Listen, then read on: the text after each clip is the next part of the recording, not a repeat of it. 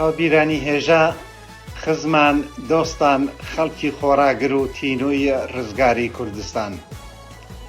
و ئەم ساڵیش بەرەو پیری نەورۆز هەنگاو دەنین و بە دڵێکی پڕ لە هیوا و ئومێدەوە بووکی بەهار لە ئامێز دەگرین.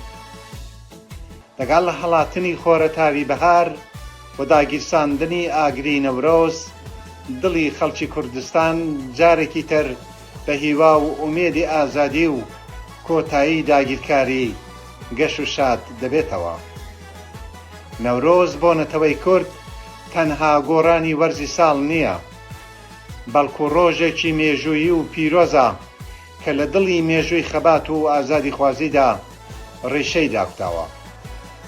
نەورۆز ڕۆژی نوێ بوونەوەی پەیمانە بۆ درێژەدانی خەبات تا دەستەبەرکردنی ئازادی و بەختەوەری بۆ هەموو خەڵکی کوردستان.